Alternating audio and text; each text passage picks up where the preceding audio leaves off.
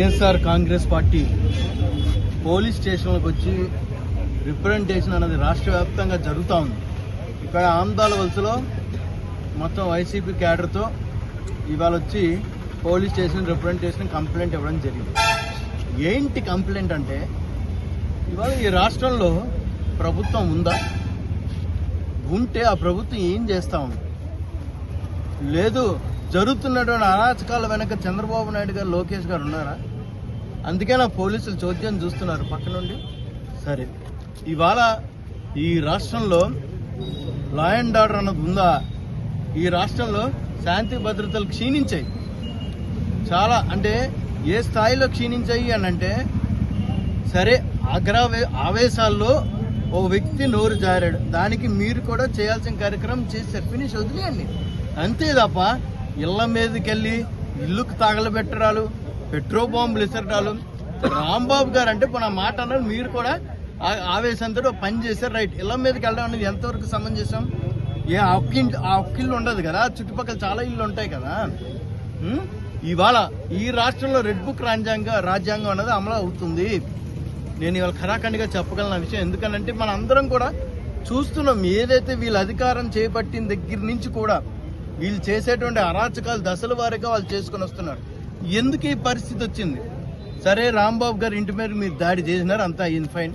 జోగి రమేష్ ఏం తప్పు చేశాడని ఆయన మీద మీరు ఎందుకు దాడి చేశారు? ఇవాళ ఆయన ఇంటి మీద పెట్రోల్ బాంబులు ఇసరడం ఏంటి?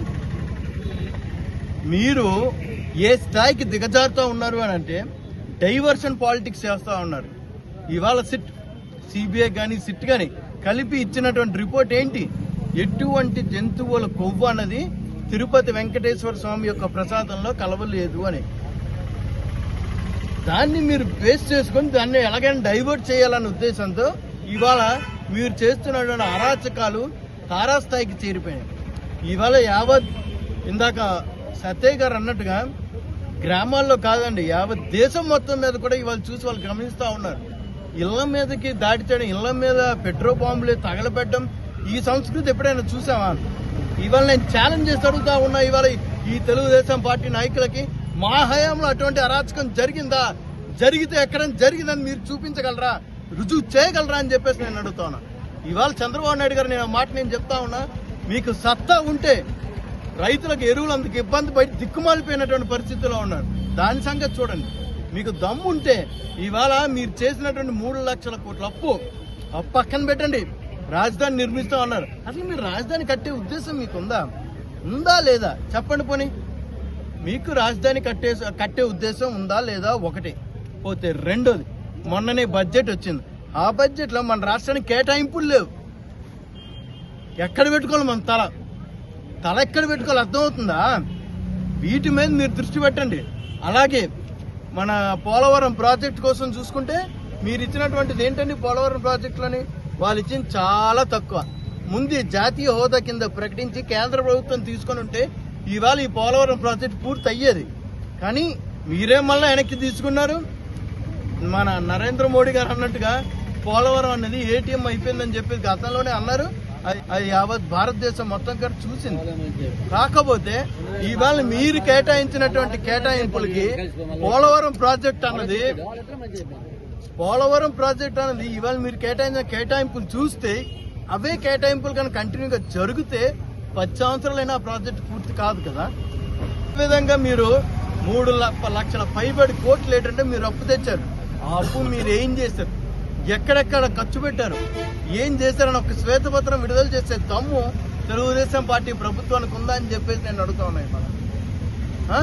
అది మానేసి రైతులకు ఎరువులు అందట్లేదు, దాని మీద దృష్టి పెట్టండి. నిరుద్యోగ భృతి అన్నారు, దాని మీద దృష్టి పెట్టండి. అదే విధంగా ఇవాళ నేను అడుగుతాను, ఫీజు రియంబర్స్మెంట్ అంటున్నారు, దాని మీద దృష్టి పెట్టండి. మహిళలు ఇబ్బంది పడుతూ ఉన్నారు, దాని మీద దృష్టి పెట్టండి. రైతులు ఇబ్బంది పడుతూ ఉన్నారు, దాని మీద దృష్టి పెట్టండి. ఇటువంటి సమస్యలు ఏవైతే ఈ రాష్ట్రంలో సమస్యలు పెచ్చరిగిపోయి తారాస్థాయికి వెళ్ళిపోయినాయి. ఇవాళ నేను ఒకటే మాట అంటా ఉన్నాను, ఒకప్పుడు ఇది ఆంధ్రప్రదేశ్ అండి. ఇవాళ కూటమి పాలనలో, ఇవాళ కూటమి ప్రభుత్వంలో ఇవాళ డబుల్ ఇంజిన్ సర్కార్ అన్నారు. ఆ డబుల్ ఇంజిన్ సర్కార్లోనే బీహార్ని మించిపోయి ఇవాళ తలపిస్తూ ఉంది ఇవాళ ఈ రాష్ట్రం. అరాచకాలు ఏ స్థాయిలో ఉన్నాయి అంటే, బీహార్ని మించిపోయి తలపిస్తూ ఉన్నాయి ఇక్కడ. అక్కడ బీహార్ బాగానే ఉంది ఇవాళ, కానీ ఇవాళ ఈ రాష్ట్రం మట్టికి చాలా అరాచకాలను పేట్రేగి పెచ్చరిగిపోయి ఉన్నాయి. ఇవాళ నేను అడుగుతా ఉన్నా, చంద్రబాబు నాయుడు గారు పరిపాలన అంటే ఇదేనా? పాలించడం అంటే ఇదేనా? ఇవాళ హోమ్ మినిస్టర్ గారు ఉన్నారు, ఏం చేస్తూ ఉన్నారండి ఆవిడ? ఎక్కడున్నారు ఆవిడ? లా అండ్ ఆర్డర్ కోసం అడిగితే ఆవిడే మాట్లాడు. నిన్న జరిగినటువంటి ఇష్యూస్ అది కరెక్టా కాదా అన్నది మీరు చెప్పండి. ఇంటి మీద దాడి చేయడం అన్నది కరెక్టా? ఆయన ఆఫీసులో అంతెందుకండి, అంబటి రాంబాబు గారు కూతురే ఆవిడ ఏంటంటే మీడియాలో మాట్లాడినప్పుడు ఒక మాట అన్నారు ఆవిడ, ఏమన్నా ఉంటే అంబటి రాంబాబు గారి మీద మీరు దాడి చేయాలి తప్ప మీరు ఇంటి మీదకి వచ్చి దాడి చేయడం అని ఎంతవరకు కరెక్టు? ఒక ఎమ్మెల్యే ఆధ్వర్యంలో మనందరం విషయాలు చూసాం. ఒక ఎమ్మెల్యే ఎస్ మేము దాడి చేసాం ధైర్యంగా చెప్పే పరిస్థితికి వచ్చింది అని అంటే, ఇవాళ నేను అడుగుతున్న ఒక మాజీ హోంమంత్రి ఒక ఎంపీ వెళ్ళి ఎస్పీ గారు మీరు రమ్మనమంటేనే వాళ్ళు వచ్చారు కదా, ఆ తర్వాత ఏమైంది? ఇవాళ మీరు రమ్మనమంటే వచ్చారు, వచ్చిన తర్వాత కనీసం ఫోన్ కూడా మీరు లిఫ్ట్ చేసే పరిస్థితిలో లేరు. అంటే ఈలోగా ఏం జరిగిందో మనం ఊహించుకోగలం కదా. రాజకీయంగా మనందరం కూడా రాజకీయాల్లో ఉన్నాం కాబట్టి ఈలోగా ఏం జరిగిందో మనం ఊహించుకోగలం. అదేవిధంగా ఇవాళ లా అండ్ ఆర్డర్ ఏ స్థాయిలో క్షీణించింది అని అంటే, నేను ఒక్క మాట నేను చెప్తా ఉన్నా, ఇవాళ గతంలో ఇదే గవర్నమెంట్ వచ్చిన తర్వాత కూడా పవన్ కళ్యాణ్ గారు మాట అన్నారండి, నేనే కనుక హోమ్ మినిస్టర్ తీసుకుంటే లా అండ్ ఆర్డర్ 10 నిమిషాల్లో నేను సెట్ చేస్తాను. అదేదో మీరు తీసుకొని లా అండ్ ఆర్డర్ సెట్ చేయండి. మీరు కనిపించడమే మానేసినారు. జరుగుతున్నటువంటి అరాచకాలకి మీరు వత్తాసు పలుకుతున్నారా అని చెప్పేసి నేను అడుగుతా ఉన్నా. జరుగుతున్నటువంటి అరాచకాలకి భారతీయ జనతా పార్టీ వత్తాసు పలుకుతుందా అని చెప్పేసి నేను అడుగుతా ఉన్నా. జరుగుతున్నటువంటి అరాచకాలకి చంద్రబాబు నాయుడు గారు, లోకేష్ ఏదైతే ఇద్దరు ఉన్నారో మీ ఆధ్వర్యంలోనే అరాచకాలు జరుగుతూ ఉన్నాయి. ఏదైతే మీ కొడుకు మీరు ఆయన్ని సీఎం చేయాలనుకుంటున్నారు కదా, గతంలో ఇవాళ నేను అడుగుతా ఉన్నాను, ఇవాళ ఇదే చంద్రబాబు నాయుడు గారు మాట్లాడలేదా అండి? నీ అమ్మ మొగుడిచ్చాడా, నీ అమ్మమ్మ మొగుడిచ్చాడా అని అనలేదా? ఇదే పవన్ కళ్యాణ్ గారు కూడా అనలేదండి, నాకు కానీ తిక్కరేగితే కొడకల్లారా ఏంటి మీ చొప్పు తీసుకొని కొడుతుంది దమ్ముంటే రండి. ఏం మాట్లాడండి ఇవి నాకు అర్థం కాదు. రాజకీయాల్లోనే ఒక హుందాతనం ఉండక్కర్లే, గౌరవ మర్యాదలు ఉండక్కర్లే, ఓ పద్ధతి ప్రకారం మాట్లాడాలని ఇంకితి జ్ఞానం ఉండక్కర్లే. సరే అది పక్కన పెట్టాం. గౌరవనీయుల లోకేష్ గారు ఏమన్నారు, ఆ మాట కూడా నేను అనకూడదు. వాళ్ళకి పోలీసులు అటువంటి ఆయన ఏమన్నారండి, ఎక్కడున్నాడు మీ సైకో జగన్ ఏంటి లండన్లో ముండలతో తిరుగుతున్నాడని చెప్తాడా? నువ్వు చేసేటువంటి పనిని వేరే వాళ్ళకి ఆపాదించడం అనేది ఎంతవరకు సమంజసం అని ఒక్కసారి నేను ఆలోచించుకోమని చెప్తా ఉన్నా. మాకు తెలుసు మీరేంటో, మీ చరిత్ర ఏంటో మొత్తం అందరికీ తెలుసు. దయచేసి మా నోరులు మాత్రం ఎప్పుడవ్వకండి, బాగుంటుంది, అందరికీ గౌరవంగా ఉంటుంది.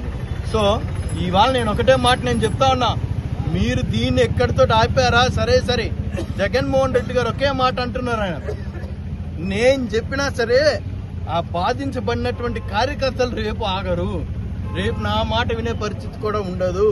ఇది తప్పుడు సాంప్రదాయం.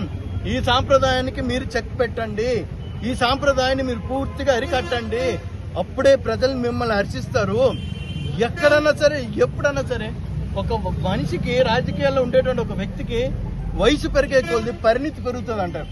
కానీ మన చంద్రబాబు నాయుడు గారు వయసు పెరుగుతూ ఉంది కానీ ఇంకా పెరగలేదు. ఎంతసేపు జగన్మోహన్ రెడ్డి అనే జపం చేస్తున్నారే తప్ప పాలన మీరు పూర్తి గాలికి వదిలేసినారు. దిక్కుమాలిపోయి ఉంది ఇవాళ రాష్ట్రం. అన్ని రంగాల్లో కూడా ఇవాళ నేను చెప్పగలను, అన్ని రంగాల్లో ఇవాళ ఈ రాష్ట్రం దిక్కుమాలిపోయింది. సో ఇటువంటి పరిస్థితుల్లో నుంచి బయట పడాలి అని అంటే ఖచ్చితంగా రేపు జరగబోయేటువంటి సార్వత్రిక ఎన్నికల్లో మనందరం కూడా కష్టపడి వైఎస్ జగన్మోహన్ రెడ్డి గారిని ముఖ్యమంత్రి చేసుకుంటేనే వీటన్నిటికీ అరాచకాలు కానీ వీళ్ళు చేస్తున్నటువంటి అన్యాయాలకు కానీ అరికట్టు పడుతుందని చెప్పేసి ఈ సందర్భంగా తెలియజేస్తూ నాకే అవకాశం ఇచ్చినటువంటి వైఎస్ఆర్ కాంగ్రెస్ పార్టీకి కానీ, వైఎస్ఆర్ కాంగ్రెస్ పార్టీ కార్యకర్తలు కానీ, యువకులు కానీ అందరికీ పేరు పేరున నా హృదయపూర్వక నమస్కారాలు తెలియజేస్తాను. ఈ రోజున రాష్ట్రంలో రెడ్ బుక్ రాజ్యాంగం అమలవుతుంది. ప్రజాస్వామ్య వ్యవస్థకు తూట్లు పడుతూ ఆటవిక పాలన కొనసాగిస్తున్నారు. దానికి నిదర్శనమే బీసీ నాయకుడు. ఈ రాష్ట్రంలో 132 బీసీ కులాలు, ఒక దమ్మున్న సామాజిక వర్గం, బీసీ సామాజిక వర్గాలు అలాంటి బీసీ సామాజిక వర్గ నేతపైనే ఈరోజు వాళ్ళ ఇంటిపైన పెట్రోల్ బాంబులు, ఇంటిని దహనం చేయడం ఇలాంటి కార్యక్రమాలు ఈ కూటమి ప్రభుత్వం చేస్తుంది. దానికి ప్రధానమైన కారణం ఏంటంటే వాళ్ళు ఇచ్చిన ఈ సూపర్ 6 హామీలు నెరవేర్చలేక, అంతేకాకుండా ఈ భారతదేశంలో అత్యంత పవిత్రమైన ప్రసాదంగా తిరుపతి ప్రసాదాన్ని స్వీకరిస్తారు. ఆ తిరుపతి ప్రసాదంలో animal fats, vegetable fats, fish తాలూకు ఆయిల్ మిక్స్ అయిపోయిందని చెప్పేసి ఒక దుష్ప్రచారం చేసి జగన్మోహన్ రెడ్డి గారి మీద ఒక అభాండం వేశారు. ఆ అభాండాన్ని ఈరోజు సుప్రీంకోర్టు సూచనలతో సిట్ క్లీన్ షీట్ ఇచ్చింది. అదే జగన్మోహన్ రెడ్డి గారి తాలూకా నైతిక విజయం. ఆ విజయాన్ని వాళ్ళు జీర్ణించుకోలేక పక్కదాన్ని పట్టించడం కోసమే ఈ రోజున ఈ కూటమి ప్రభుత్వము ఈ నాయకుల పైన ఈ దుర్మార్గ పాలనకి ఈ దుర్మార్గాలు చేస్తున్నారు. అంతేకాకుండా ఈ భారతదేశం తాలూకా, ఈ ఆంధ్రప్రదేశ్ తాలూకా వ్యవసాయ భూములని, ఒక కమర్షియల్ ల్యాండ్స్ ని వాళ్ళ దారాదత్తం, వాళ్ళ నంగు శిష్యులకి ఈరోజు విశాఖపట్నంలో చాలా తక్కువ స్థాయికి, తక్కువ రేటుకే ఈరోజు గీతం యూనివర్సిటీకి వాళ్ళు కట్టబెట్టడం జరిగింది. ఇవన్నీ డైవర్ట్ చేయడం కోసం, ప్రజల్ని పక్కదో పట్టించడం కోసమే ఈ డైవర్షన్ పాలిటిక్స్ లో భాగంగానే ఈ రోజు మా నాయకుల పైన ఈ దాడులు జరిపించి ఈ ప్రజలు ఏదైతే కూటమి ప్రభుత్వం చేస్తున్న అరాచకాలని, కూటమి ప్రభుత్వం చేస్తున్న మైనస్లని పక్కదో పట్టించడం కోసం మాత్రమే ఈ రోజు ఈ దాడి జరగడానికి ప్రధానమైన కారణం. అంతేకాకుండా ఈ రాష్ట్రాన్ని అట్టుడికి అసలు ప్రజాస్వామ్యాన్ని వాళ్ళ చేతుల్లోకి కబంధస్థల్లోకి తీసుకుంటున్నారు. వాళ్ళు ఇది ప్రజాస్వామ్యం ఉందా లేదా, అసలు ప్రభుత్వం ఉందా లేదా అని చెప్పేసిన పరిస్థితులు ఈ రోజు తేటతెల్లం అవుతుంది. అంతేకాకుండా వాళ్ళు ఇచ్చిన హామీలు యువతకి ఫీజు రియంబర్స్మెంట్ ఈరోజు చేసుకోలేకపోయారు, నిరుద్యోగులకి నిరుద్యోగ వృత్తి చేసుకోలేకపోయారు, మహిళలకు ఇచ్చిన హామీలు చేసుకోలేకపోయారు. ఇవేవి చేతకాకే ఈ డైవర్షన్ పాలిటిక్స్ చేస్తున్నారు. ఇదందరూ ప్రజలందరూ గమనిస్తున్నారు. ఖచ్చితంగా 2029లో జగన్మోహన్ రెడ్డి గారిని ఖచ్చితంగా సీఎం చేసుకునే బాధ్యత మనందరిపైన ఉంది. మీరు కూడా 4th పిల్లర్ ది డెమోక్రసీ. ఈరోజు సొసైటీలో ఈరోజు జర్నలిస్టులే ఓ 4th పిల్లర్స్. మీరు కూడా వాళ్ళు చేస్తున్న అరాచకాలు బయట తీయాలని చెప్పేసి ఈ సభాముఖంగా ఈ పత్రికా సమావేశం కోరుకుంటున్నాను. Thank you. ఇవాళ దుర్మార్గపు ప్రభుత్వం పరిపాలన కోసం మనందరం కూడా ఇవాళ రాష్ట్రం మొత్తం ఒక డిబేట్ జరుగుతుంది. 83 నుంచి రాజకీయాలు చేస్తున్నాం. 83 నుంచి కూడా ప్రతి ఎన్టీ రామారావు గారి నుంచి రాజశేఖర గారి అందరి నుంచి రాజకీయాలు చేసి ఇంత దుర్మార్గం అనేది ఎప్పుడు లేదు. వాళ్ళు ఏంటంటే తిరుపతి లడ్డు నుంచి అన్ని డైవర్షన్ చేసుకుని 6 గ్యారెంటీస్ అన్నారు. ఏ గ్యారెంటీ కూడా లేదు. ఈవేళ విశాఖపట్నంలో 5,000 కోట్ల భూమిని దారాదత్తం చేశారు. ఇవన్నీ ప్రశ్నిస్తే మన నాయకుడు ఏంటంటే అందరికీ న్యాయం జరగాలి, సమన్యాయం అనుకుంటూ వెళ్ళాం. ఇంత దుర్మార్గ పరిపాలన ఉంది ఏ రోజు జరగలేదు.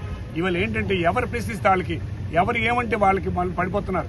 చంద్రబాబు నాయుడు ఎంత నీచంగా దుర్మార్గంగా ఆయన వ్యవహరిస్తారని మనం అనుకోలేదు. ఆయన మనసు ఉన్నాడే కదా, ఆయనకు మనస్తత్వం ఉంది కదా. ఇంత నీచమా? చెయ్యాలి, పనులు చేయాలి, మంచి పని చేయబోయా. ఏ పని చేయకుండా ఎవరిని పొడి చేస్తాను కానీ ఎంతమంది పొడి చేస్తాను. ఇవాళ వ్యతిరేకత అప్పుడే ఆపలేడు. ప్రజాస్వామ్యంలో సామాన్యులు పౌరులు అందరూ కూడా ఓకే. నువ్వు కాపు నాయకులకు పొడి చేస్తాను, అలా ఆకాయక నాయకులు పొడి చేస్తాను, ఎంతమందిని పొడి చేస్తాను, ఏం చేస్తావు, ఎన్ని తగలబెడతావు, తగలబెట్టు. ఒకరిని తగలబెడితే 10 మంది తయారవుతారు. ఆయనకి బుర్రలేక పని చేస్తున్నాడు చంద్రబాబు నాయుడు. ఇలాంటి పనులు చేయడం వల్ల ప్రజాస్వామ్యంలో ఇవాళ చాలా డిబేట్ జరుగుతుంది గ్రామాల్లో. ఇదేంటి దుర్మార్గం, ఇదేంటి అన్యాయం జరుగుతుంది. ఇలాంటి ఎవరు కూడా ఎంత నాయకులు కూడా ఒక 10 మంది నోట పడకూడదు. పడితే వాడు ఎంత కూడా భస్మాసులు భస్మైపోతాడు. నేను గ్యారెంటీ చెప్తున్నాను. మళ్ళీ మా ప్రభుత్వం జగన్మోహన్ రెడ్డి గారు ఖచ్చితంగా మళ్ళీ గవర్నమెంట్ వస్తుంది. వీళ్ళందరికీ తిరిగి వడ్డీతో సహా చెల్లించవలసిన బాధ్యత మా నాయకుడికి ఉంది, మాకు ఉందని సభాముఖంగా ఈ పత్రికాముఖంగా తెలియజేస్తున్నాను. మీరు కూడా ఈ అవేర్నెస్ ప్రోగ్రాంలో పాల్గొని న్యాయం పక్షాన మీరు కూడా రాయాలని కోరుతూ ఈ అవకాశం ఇచ్చింది మీ అందరి దగ్గర సెలవు తీసుకుంటాం.